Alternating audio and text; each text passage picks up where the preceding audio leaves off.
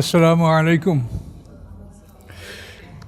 সম্মানিত সুধীমণ্ডলী, আজকে আমরা মেরাজ সম্পর্কে আলোচনা করব, যেহেতু এটা মেরাজ দিবস, মেরাজের মাস।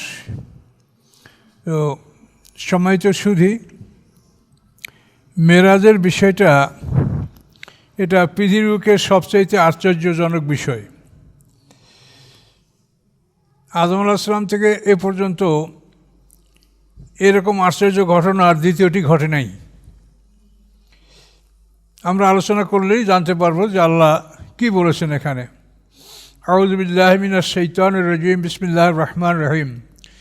সুবহানাল্লাযী আসরা বিআবদিহি লাইলাম মিনাল মাসজিদিল হারামি ইলাল মাসজিদিল আকসা আল্লাযী বারাকনা হাওলাহু লিনুরিয়াহু মিন আয়াতিনা ইন্নাহু হুয়াস সামিউল বাসীর। পবিত্রতা সেই আল্লাহর, যিনি তার বান্দাকে রাতের একাংশে মসজিদে হারাম থেকে দূরবর্তী মসজিদে নিয়ে গেলেন। মসজিদে হারাম হলো মক্কা ঘর, কাবা ঘর, আর মসজিদে আকসা দূরবর্তী মসজিদ হচ্ছে বাইতুল মুকাদ্দাস। এই বাইতুল মুকাদ্দাস, বাইত মানে ঘর, মুকাদ্দাস মানে পবিত্র। এই বাইতুল মুকাদ্দাস, এই অঞ্চলটাকে আল্লাহ তাআলা কোরআনে আরদে মুকাদ্দাসও বলেছেন, পবিত্র ভূমি। তার কারণ এখানে বহু নবী রাসূলদের আবির্ভাব ঘটেছে এই অঞ্চলে। ইব্রাহিম আলাইহিস সালামের ছেলে ইসহাক আলাইহিস সালাম, তারপরে তার ছেলে ইয়াকুব আলাইহিস সালাম, এখান থেকে আরম্ভ করে বনী ইসরাঈলদের ঈসা আলাইহিস সালাম পর্যন্ত যত নবী রাসূল আসছেন সব এই বাইতুল মুকাদ্দাস অঞ্চলে আসছেন। তো এই নবী রাসূলদের পদাচরণের কারণে আল্লাহ তাআলা এই জমিনটাকেই পবিত্র জমিন হিসাবে ঘোষণা করেছেন, যে পবিত্র জমিন।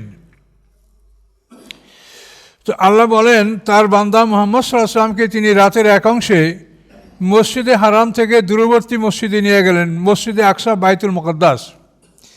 আল্লাযী বারাকনা হাওলু, সেই মসজিদ এমন একটি স্থানে যে যার চারপাশে আমি বরকত দান করেছি।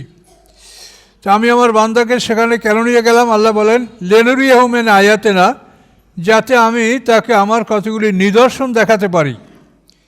ইন্নাহু হুয়াস সামিউল বাসীর, নিশ্চয়ই আল্লাহ তাআলা তিনি সব কিছু শ্রবণকারী এবং সব কিছুর দর্শক।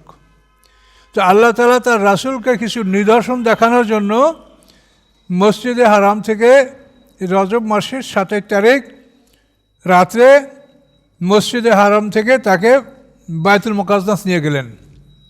মসজিদে হারাম থেকে বাইতুল মুকাদ্দাসের দূরত্ব হল 40 মঞ্জিল, অর্থাৎ সাধারণ সওয়ারির পরে ঘোড়া বা উঠে বা পদব্রজে গেলে 40 দিনের রাস্তা, 40টা মঞ্জিল, 16 মাইল 1 মঞ্জিল, তো এর 40 মঞ্জিল। তো অ্যারাবিয়ান মাইল কিন্তু আমাদের এই খ্রিস্টান মাইল না, অ্যারাবিয়ান মাইল হলো 4000 গজে মাইল। খ্রিস্টানদের মাইল হলো 1760 গজে মাইল, আর এখন হলো মিটার, 1000 মিটারে 1 কিলোমিটার। কিন্তু এই যে কোরআনে যে সফরের কথা বলা আছে, তো সেখানে কিন্তু এই মাইলটা হচ্ছে অ্যারাবিয়ান মাইল, আরব দেশের মাইল। সেখানে 4000 গজে মাইল অথবা 12000 কদমে 1 মাইল। এটা আপনারা সূরা নিসার মধ্যে এটা পাবেন, যেখানে সফরের কথা বলা আছে, সেখানে এই কথাগুলি বলা আছে হাসিয়ার মধ্যে, যে অ্যারাবিয়ান মাইল হলো 4000 গজে মাইল। তো এই মাইলে 16 মাইলে 1 মঞ্জিল, এবং 3 মঞ্জিল দূরে সফরের নিয়াত করলে মানুষ মুসাফির হবে। সম্মানিত সুধী, তো এখানে এই আশ্চর্য বিষয় যে পৃথিবীতে এমন কোনো ঘটনা ইতিপূর্বে বা আজ পর্যন্ত এই মেরাজ ছাড়া ঘটে নাই, যে আল্লাহ তাআলা একই রাত্রে তার একজন বান্দাকে মসজিদে হারাম থেকে মসজিদে আকসায় নিয়ে গেছেন। সেখানেই তার যাত্রা সমাপ্ত নয়, সেখান থেকে আল্লাহ তাআলা তাকে সিদরাতুল মুনতাহা পর্যন্ত সফর করিয়েছেন। সূরা নাজমের মধ্যে আছে, ওয়ালাকাদ রাহু নাজলাতান উখরা ইনদা সিদরাতুল মুনতাহা। মুহাম্মদ সাল্লাল্লাহু আলাইহি ওয়াসাল্লাম জিবরিল আমিনকে আর একবার দেখেছেন সিদরাতুল মুনতাহার কাছে। জিবরিল আমিনকে আল্লাহ রসুল প্রথম দেখেছেন আরাফাত প্রান্তরে, পৃথিবীর বুকে। আল্লাহ রসুল জিবরিল আমিনকে অনুরোধ করেছেন যে আপনাকে আমি একটু সশরীরে দেখতে চাই। তো জিবরিল আমিন বলছেন যে এটা আপনার পক্ষে অসম্ভব ব্যাপার হবে। তারপর আল্লাহ রসুল অনুরোধ করেন যে হ্যাঁ আমি একটু আপনাকে দেখব। তখন জিবরিল আমিন বলেন কোনখানে দেখবেন? তা আল্লাহ রসুল বলেন তানিমে, মক্কার উত্তর দিকে তানিম, মক্কা ঘর হেরেমের তানিমে। তো বলেন যে না ওই জায়গায় পোষাবে না। তারপর আল্লাহ রসুল বললেন যে হেরা গুহায়, হেরা পর্বতে আপনি দর্শন দেন, না এখানেও হবে না, তাহলে কোথায়? তাহলে আরাফাতে। এবার জিবরিল আমিন বললেন যে আরাফাতে হতে পারে। তখন আরাফাত ময়দানের উঁচু দিগন্তে, যেটা কোরআনের ভাষা, তো আরাফাত ময়দানের উঁচু দিগন্তে জিবরিল আমিন যখন আত্মপ্রকাশ করতে শুরু করলেন তখন একটা চরচর ঝরঝর শব্দ হতে লাগলো এবং তিনি তার 600 পাখা, এই পাখাগুলি যখন মেললেন তখন সমস্ত দিগন্ত অন্ধকার হয়ে গেল, সূর্যের আলো দেখা যাচ্ছে না, এবং আল্লাহ রসুল তাকে দেখে বেহুশি পড়ে গেলেন। আর অতঃপর জিবরিল আমিন আবার স্বাভাবিক অবস্থায় ফিরে এসে মানুষের বেশে আল্লাহ রসুলকে আলিঙ্গন করলেন, আদর করলেন এবং তার স্বাভাবিক অবস্থা ফিরে আসলো। তো জিবরিল আমিনকে এ হলো প্রথম দেখা। আর দ্বিতীয় দেখা হলো ওয়ালাকাদ রাহু নাজলাতান উখরা ইনদা সিদরাতুল মুনতাহা। সিদরাতুল মুনতাহা হলো সপ্ত আকাশের উপরে। সিদরুল শব্দের অর্থ বড়ই গাছ, কুল গাছ। মুনতাহা মানে শেষ সীমানা, মানে ফেরেশতাদের যাতায়াতের ওইটার শেষ সীমানা। ফেরেশতারা ওর সামনে আর যেতে পারে না। এই সিদরাতুল মুনতাহার পরই আল্লাহর আরও শেষ সীমানা, সিংহাসন আল্লাহর, ওখানেই ফেরেশতাদের যাত্রার সমাপ্তি। এই জন্য ওই স্থানটাকে বলা হয় সিদরাতুল মুনতাহা, শেষ সীমানার কুল গাছ, বড়ই গাছ। তো আল্লাহ তাআলা কোরআনে স্পষ্ট বলেছেন ওয়ালাকাদ রাহু নাজলাতান উখরা ইনদা সিদরাতুল মুনতাহা। আল্লাহ রাসূল আরও একবার জিবরিল আমিনকে দেখেছেন সিদরাতুল মুনতাহায়। তাহলে এখন একই রাত্রে মক্কা থেকে বাইতুল মুকাদ্দাস এবং সেখান থেকে সপ্ত আকাশ পাড়ি দিয়ে সিদরাতুল মুনতাহা পর্যন্ত আল্লাহ রসুলের সফর, এটা কোরআন দ্বারা প্রমাণিত। এরকম আশ্চর্য বিষয় পৃথিবীতে ইতিপূর্বেও ঘটে নাই, আজ পর্যন্ত ঘটে নাই, আর ঘটবে কি না ঘটার মনে হয় যে সম্ভাবনাও নাই। তার কারণ আমাদের বিজ্ঞানীরা, পৃথিবীর উন্নত দেশের বিজ্ঞানীরা, তারা হয়তো চাঁদে গেছে, চাঁদ থেকে মঙ্গলে গেছে, এই পর্যন্ত যাইয়েই তারা সাবাস খুব গেছে। আর আমাদের রাসূল সাল্লাল্লাহু আলাইহি ওয়াসাল্লাম তিনি সপ্ত আকাশের উপরে সিদরাতুল মুনতাহা সেখান পর্যন্ত গেছে। এটা কোরআন বলছে, এটা আমাদের কারো মুখের কথা না। তাহলে এই ঘটনাটা বিশ্বের সবচেয়ে যে আশ্চর্য ঘটনা, এবং এটা আল্লাহই সংগঠিত করেছেন, এটা কোনো মানুষের পক্ষে এটা করা সম্ভব নয়। এবং আল্লাহ তাআলা এভাবে তার রসুলকে শ্রেষ্ঠত্ব দান করেছেন। সকল নবী রসুলদেরই মেরাজ হয়েছে, কিন্তু সেই মেরাজগুলি মুসা আলাইহিস সালাম তুর পাড়ে বসে আল্লাহর দিদার, আল্লাহর সাথে কথোপকথন হয়েছে। ইব্রাহিম আলাইহিস সালামও ওইভাবে আল্লাহ বলেন ওয়াকাযালিকা নুরি ইব্রাহিমা মালাকুতাস সামাওয়াতি ওয়াল আরদ, এভাবে আমি ইব্রাহিম আলাইহিস সালামকে আকাশ পৃথিবীর রাজত্ব আমি তাকে দেখিয়েছি। পৃথিবীতে কি কোথায় হচ্ছে সব ইব্রাহিম আলাইহিস সালাম দেখতে পেয়েছেন। তো এভাবে সমস্ত নবী রাসূলদেরই মেরাজ বা তাদের ঊর্ধ্বগমন বা তাদের সম্মাননা এটা আল্লাহ ঘটিয়ে থাকেন, কিন্তু আমাদের রাসূলের ব্যাপারে যেটা ঘটিয়েছেন এটা বিরল, এর সমকক্ষ, এর সমতুল আর পৃথিবীতে কখনো ঘটান নাই আল্লাহ। তো আল্লাহ রসুল সেখানে কিভাবে গেছেন এগুলি হাদিসে বিস্তারিত বিবরণ আছে, তাফসিরে বিস্তারিত বিবরণ আছে। সাধারণভাবে বলা হয় যে একটা বৈদ্যুতিক যানে জিবরিল আমিন তাকে সওয়ার করিয়ে তাকে নিয়ে গেছেন বাইতুল মুকাদ্দাসে। সেটাকে আমরা সাধারণত বোরাক বলি। বারকুন মানে বিদ্যুৎ, কাহারবাই আরবিতে বলে বিদ্যুৎ, এর থেকে বোরাক, বারকুন বৈদ্যুতিক যান। তো আল্লাহ ভালো জানেন যে কিসে তাকে নিয়ে যাওয়া হয়েছে। জিবরিল আমিন তার সর্বদা সাথে ছিলেন। বাইতুল মুকাদ্দাসে গিয়ে উপস্থিত হওয়ার পরে জিবরিল আমিন আজান দিয়েছেন, তারপর তিনি একামত দিয়েছেন। এই জিবরিল আমিনের আজানে সেখানে সমস্ত নবী রসুলরা হাজির হয়েছেন এবং তাদের সামনে আল্লাহ রসুল 2 রাকাত সালাত আদায় করেছেন, তিনি ইমামতি করেছেন। আল্লাহ রসুলের পিছনে ইব্রাহিম আলাইহিস সালাম ছিলেন, তার ডানে ইসমাঈল আলাইহিস সালাম, বামে ইসহাক আলাইহিস সালাম, এরপরে মুসা আলাইহিস সালাম। এভাবে 4 কাতার রাসূল এবং 3 কাতার নবী সেখানে উপস্থিত ছিলেন। এদের সামনে আল্লাহ রসুল ইমামতি করেছেন। নামাজ শেষ করার পরে তিনি তাদেরকে একটা প্রশ্ন করেছেন। প্রশ্নটা ছিল এই যে আল্লাহ তাআলা যে প্রশ্নটা রাসূলকে করতে বলেছেন, আল্লাহ বলেছেন ওয়াসআল মান কাদ আরসালনা ক্বাবলাকা মির রুসুলিনা আজআলনা মিন দুনির রহমানি আলিহাতা ইয়াবুদুন। এই প্রশ্ন আল্লাহ বলেছেন ওয়াসআল, হে রাসূল আপনি জিজ্ঞাসা করেন, মান কাদ আরসালনা ক্বাবলাকা মির রুসুলিনা, আপনার আগে যে সমস্ত রাসূলগণকে আমি পাঠিয়েছি তাদেরকে আপনি জিজ্ঞাসা করেন যে আজআলনা মিন দুনির রহমানি আলিহাতা ইয়াবুদুন, রহমানের পরিবর্তে কি অন্য কারো ইবাদত করার জন্য আমি অনুমতি দিয়েছি? রহমান ছাড়া আর কারো ইবাদত করা যাবে এমন কোনো অনুমতি কি আমি দিয়েছি? এটা আপনার পূর্বের সমস্ত নবী রাসূলদেরকে আপনি জিজ্ঞাসা করেন। এখন রাসূল হলেন শেষ নবী, তিনি তার আগের নবী রাসূলদেরকে কেমনে জিজ্ঞাসা করবেন?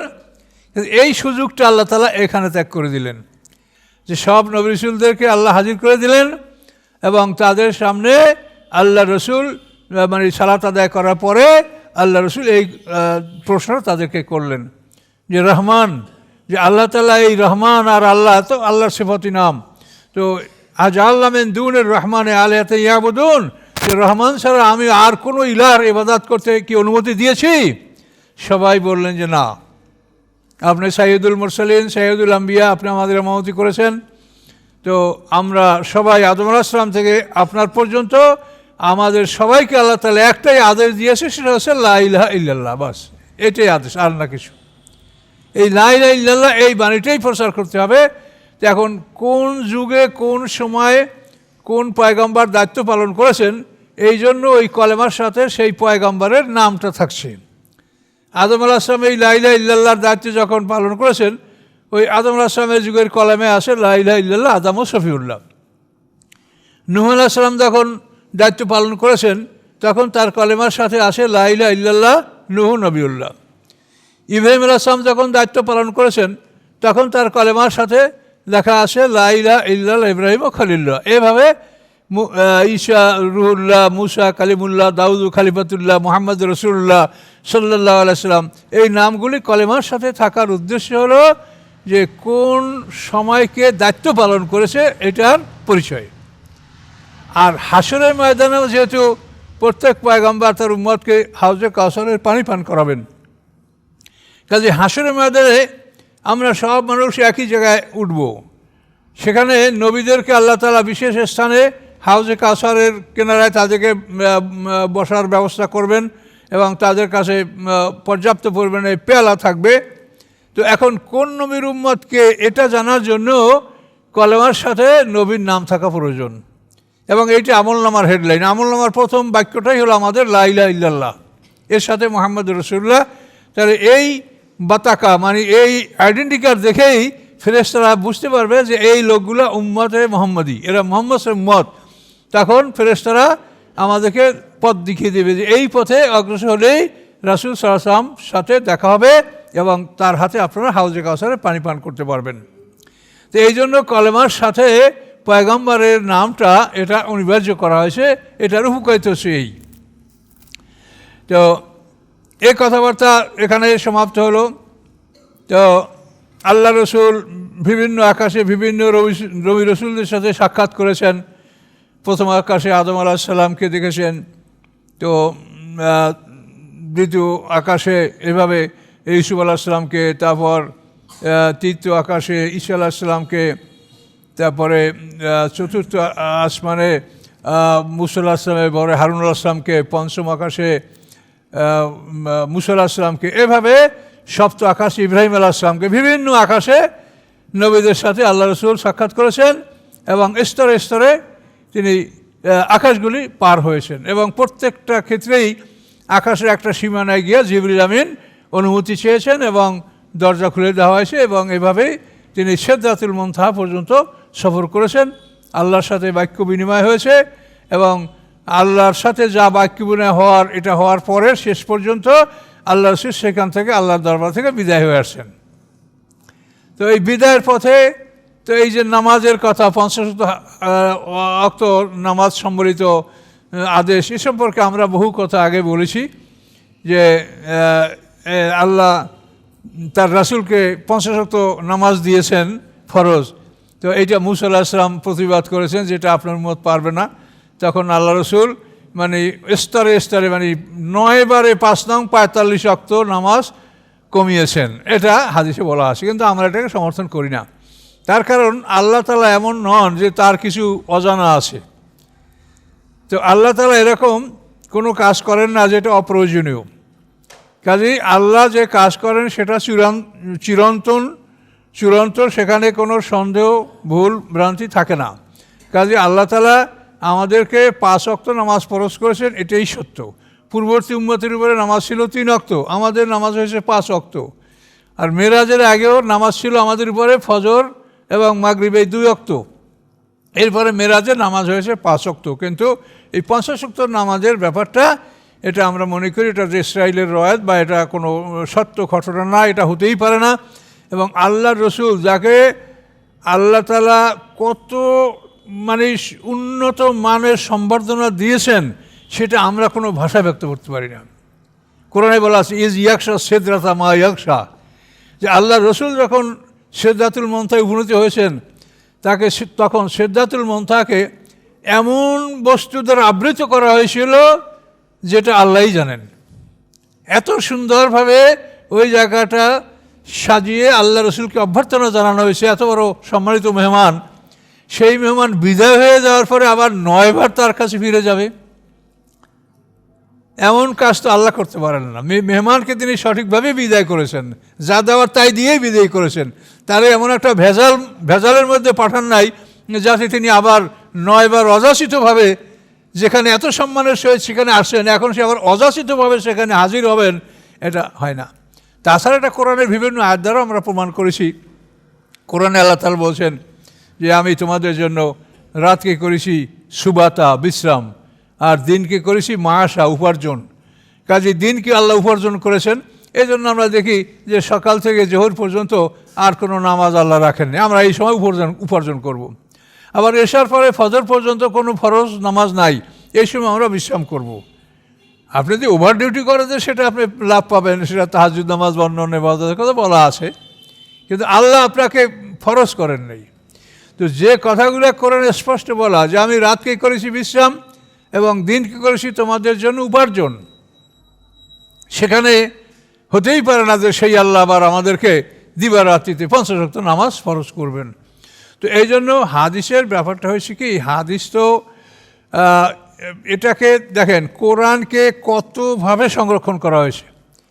আল্লাহ রসুলের ইন্তেকালের আগে, অর্থাৎ আল্লাহ রসুল বিদায় হজের পরে যে তিনি 81 দিন বেঁচে ছিলেন, এই সময়টা আল্লাহ রসুল শুধু কোরআনের পিছনেই সময়টা ব্যয় করেছেন।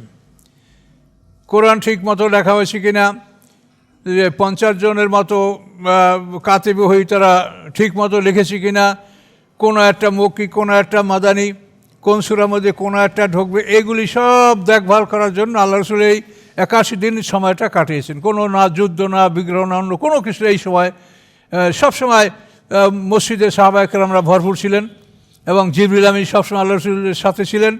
জিবরিল আমিন আল্লাহ রসুলকে 2 বার কোরআন শরীফ মুখস্থ শুনিয়েছেন এবং আল্লাহ রসুল জিবরিল আমিনকে 2 বার মুখস্থ শুনিয়েছেন। এইভাবে কোরআনকে একটা চূড়ান্ত করে 71 করেন নাই, কিন্তু যাদের কাছে লেখা ছিল কাতেবি, তাদের কাছে বিষয়টা চূড়ান্ত করে আল্লাহ রসুল পৃথিবী থেকে বিদায় গ্রহণ করেছেন। পরবর্তীতে এটাকে হযরত আবু বকর সিদ্দিক রাদিয়াল্লাহু তাআলা আনহুর জামানায় ইয়ামামার যুদ্ধের পরে এটা মোটামুটি সংকলন করা হয়েছে এবং ওসমান গনি রাদিয়াল্লাহু তাআলা আনহুর পরে জামানায় এটা আরও অন্যরকম করা হয়েছে। ওসমান গনি রাদিয়াল্লাহু তাআলা আনহুর সময় করা হয়েছে কি, সেটা একই জিনিস, কিন্তু এতটুকু করা হয়েছে যে হাদিসের মধ্যে বর্ণিত হয়েছে যে উনজিলাল কোরআন ও আলা সাবাতে, মানে 60টা ভাষায়, মানে 60টা ভাষায় কোরআন নাযিল হয়েছে। 60টা ভাষার অর্থ হলো যে বিভিন্ন যে বড় বড় গোত্র, সাকিব, হাওয়াজিন, কোরাইশ, মোদের, এই বড় বড় যে জাতিগুলি, এদের মানে ভাষাগত যে একটু ব্যবধান, যেমন ইয়াত্তাহারুন, এটা কেউ কেউ বলছে ইয়া তাতাহারুন, এইভাবে একটা শব্দের উচ্চারণে এই 7টা জাতির মধ্যে একটু ব্যবধান ছিল। তো এখন এই 7টা ভাষাই কোরআন তারা পড়তো, একই শব্দ, কিন্তু এটা যেমন অদ্দোহা, এটাকে কোনো জাতি পড়তো অদ্দোহে, অদ্দোহে অল্লাইল, এরকম একটু যে যাওয়ার একটু ব্যবধান করে একটু মানে হেরফের করে পড়ার একটা সিস্টেম ছিল, শব্দটা কিন্তু ঠিকই ছিল। তো এগুলির কারণেও যখন ইসলাম সারা পৃথিবীব্যাপী ছড়ায় পড়ছিল, মহাদেশ থেকে মহাদেশব্যাপী, তখন এগুলিতেও সন্দেহ সৃষ্টি হচ্ছিল যে তাহলে অদ্দোহে না অদ্দোহা। তখন ওসমান গনি রাদিয়াল্লাহু তাআলা আনহু এই সমস্ত কপিগুলি তলব করে শুধু আলা লোগাতে করাইছেন। এই 7টা লোগাতে যে কোরআন নাজেল হয়েছে, এটা সব অন্য অন্য শব্দগুলির ক্যান্সেল করে শুধু কোরাইশরা কি উচ্চারণ করে, এই শুধু কোরাইশদের উচ্চারণটা রাখা হয়েছে, অন্য উচ্চারণগুলি রহিত করা হয়েছে। ওসমান গনি এতটুকু কাজ করেছেন। তো এই জন্য কিন্তু যারা সমালোচক, তারা অনেক সমালোচনা করে যে ওসমান গনি কোরআন পড়ে আছে, তে মুখ করছে, সমুখ করছে, কিন্তু সে কাজটা এতটুকুই করছে যে উনজিলার কোরআন আলা সাবাতে আবহুর মানে আহরুফেন, 7টা হরফ অর্থাৎ 7টা লোগাতে, মানে 7টা আঞ্চলিক ভাষায় যে কোরআনের কোনো কোনো শব্দগুলি উচ্চারণ করার বৈধতা ছিল, ওসমান গনি রাদিয়াল্লাহু তাআলা আনহু এটাকে সব বাতিল করে দিয়ে শুধু কোরাইশরা কি উচ্চারণ করছে এটাই রাখা হয়েছে। তো এখন আমাদের কাছে যে কোরআন উচ্চারণটা আছে, একই উচ্চারণ, এটা কোরাইশদের উচ্চারণ। তো সম্মানিত সুধী, আল্লাহ রসুল এই কোরআন তিনি এভাবে সুরক্ষা সংরক্ষণ করার ব্যবস্থা করেছেন। এরপরে সূরা হিজরে 9 নম্বর আয়াতে আল্লাহ স্পষ্ট বলেছেন, ইন্না নাহনু নাজ্জালনা যিকরা ওয়া ইন্না লাহু লাহাফিজুন, নিশ্চয়ই আমি এই কোরআন নাজিল করেছি এবং নিশ্চয়ই আমি কোরআনের হেফাজতকারী। তো যেখানে আল্লাহ স্বয়ং বলছেন যে আমি কোরআনের হেফাজতকারী, সেখানে কোরআনের মধ্যে কোনো হেরফের হওয়া বা শয়তানের কিছু প্রবেশ এটা সম্ভব নয়। তারপর কিন্তু কোরআনের সূরা হজের মধ্যে বলছে আশ্চর্য কথা, আল্লাহ বলছেন ওমা আরসালনামিন নবিয়্যিন ওয়ালা রাসূলিন ইল্লা যা তামান্না আলকা শাইতানু ফি উমনিয়াতিহি। আল্লাহ বলেন আমি পাঠাই নেই কোনো নবী, পাঠাই নেই কোনো রসুল, এই অবস্থা ছাড়া যে তাদের পাঠের সাথে শয়তানও কিছু পাঠ করত, কিন্তু আমি শয়তানের পাঠকে রহিত করে আমার আয়াতকে আমি প্রতিষ্ঠিত করে দিয়েছি। তো এখন আল্লাহর কোরআন পাঠের সাথে, আল্লাহর ওহী অন্যান্য আসমানি কিতাব পাঠ করার সাথে শয়তান সেখানে তাদের পাঠ মিশিয়ে দেওয়ার চেষ্টা করছে। আমাদের রসুল সাথে সূরা নাজমের সাথে করেছে, বিরাট ঘটনা আছে।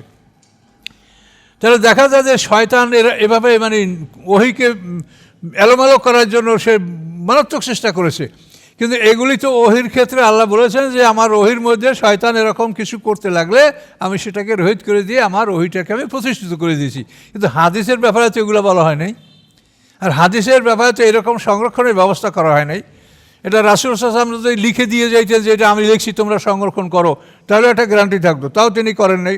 সাহাবীরাও লেখেন নাই, তাবিঈনরাও লেখেন নাই। এখন রাসূল, সাহাবী, তাবিঈন এদের পরে 233 হিজরিতে এই বুখারী শরীফ লেখা হয়েছে।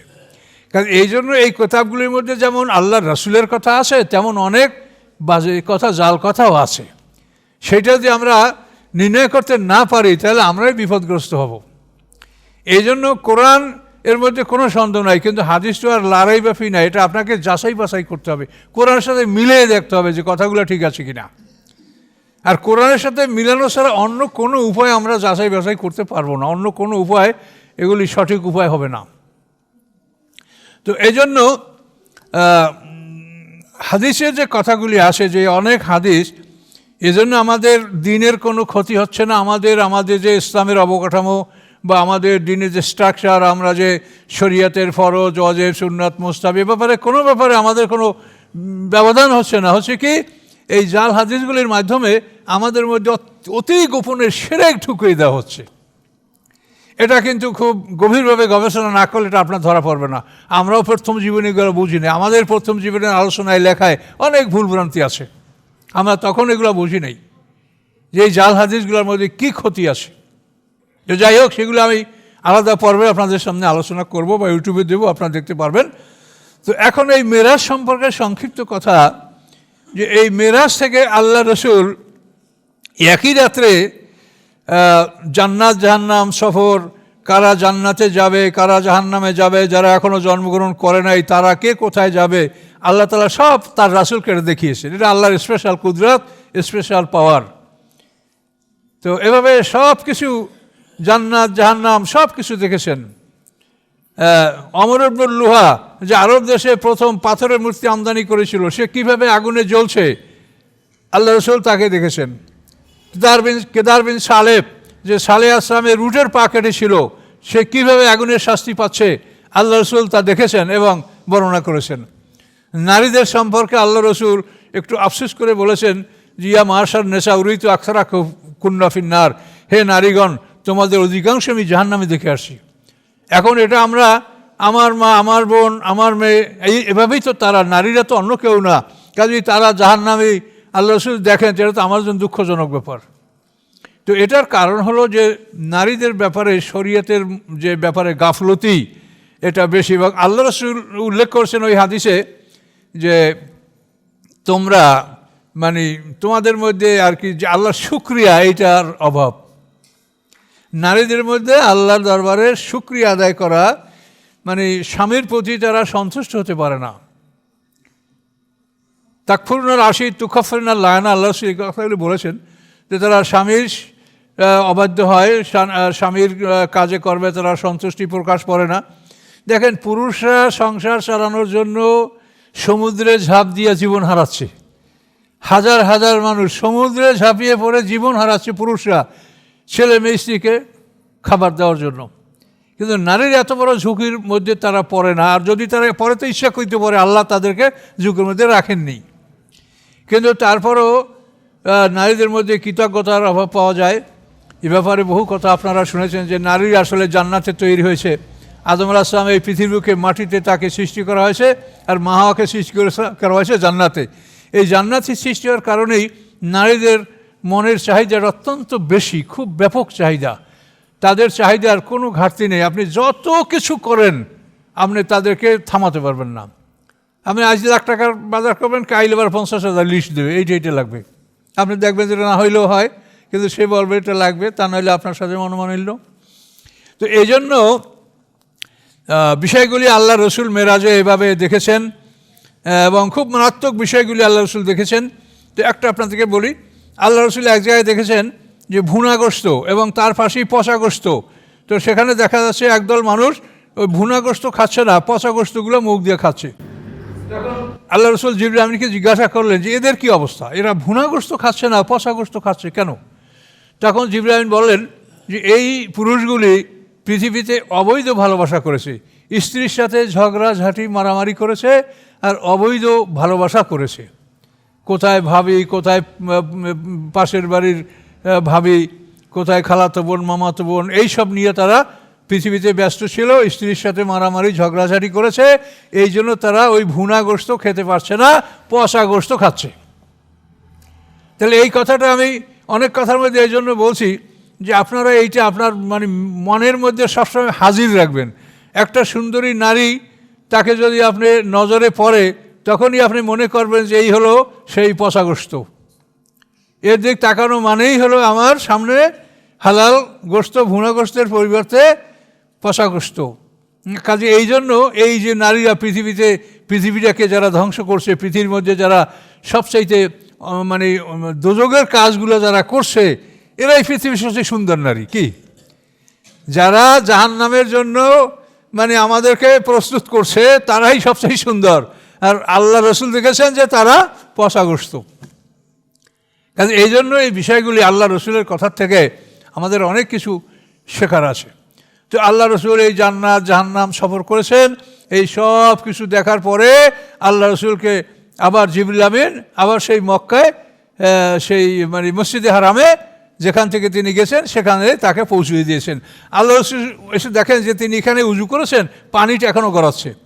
তিনি যে দরজা খুলে বের হয়েছেন, দরজার কড়াটা এখনও নড়ছে। তো এই ঘটনা আল্লাহ রসুল হাদিসে বলেছেন, কিন্তু এটাকে আমরা সমর্থন করছি। কেন করছি? যে আল্লাহ তাআলা যখন আমাদের রাসূলের মেরাজ শুরু করেছেন, তখন পৃথিবীর অন্যান্য যে ফেসগুলা, এগুলো অফ রাখছেন আল্লাহ। এটা আপনি দেখেন, আপনারা তো বিদ্যুতের বা ইলেকট্রনিক জগৎ বোঝেন যে একটা ফেস অফ করি আর একটা ফেস চালু রাখা যেতে পারে। তো আল্লাহ তাআলা তার এই যে মহাবিশ্ব মহাজগৎ, তা প্যারালাল ইউনিভার্স, এইটা চালানোর জন্য আল্লাহর যে গতি, যেভাবে তিনি এটা চালান চন্দ্র সূর্য বা অন্য কিছুর মাধ্যমে, তো আল্লাহ রসুলের মেরাজ শুরু হওয়ার পরে এটা সব স্থগিত করে রেখেছেন। মেরাজ শেষ হয়েছে, সেখানে বিভিন্ন বর্ণনা আছে, তবে বলা হয় যে অন্তত 27 বছর সময় পার হয়েছে, হতে পারে। কিন্তু এই সময়টা আমাদের পৃথিবীর জন্য 1 সেকেন্ডও না। পৃথিবীর থেকে আল্লাহ রসুলের মেরাজ শুরু, পৃথিবী অফ, তিনি ফিরে আসেন, পৃথিবী আবার চালু। তাহলে এমন হতে পারে যে ওই সময় যদি কেউ এখন হাত তোলে, তো এই 27 বছর পর্যন্ত তার হাতখানা তোলাই রয়েছে, কিন্তু হা করে তো হা করেই রয়েছে। এই 27 বছর তো একই অবস্থায় তার কেটেছে। এরপর আল্লাহ রসুল আবার ফিরেছেন, তখন আবার পৃথিবী অন। এইভাবেই এই ঘটনাটা ঘটেছে। এটা বিশ্বের আশ্চর্য ঘটনা, এটার সাথে পৃথিবীর অন্য কোনো ঘটনার তুলনা করা যায় না, এটা মুআজিজা। তো এভাবে আল্লাহ রসুল মক্কা যখন আসতেছেন, তো জিতুয়া নামক জায়গায় আসার পরে আল্লাহ রসুল জিবরাইলকে বলে যে আমাকে যে আল্লাহ তাআলা এই সফর করালেন, এটা তো আমার জাতি বিশ্বাস করবে না। তখন জিবরাইল বলে যে কেউ বিশ্বাস না করলে আবু বকর সিদ্দিক বিশ্বাস করবে, এটা জিবরাইল বললেন।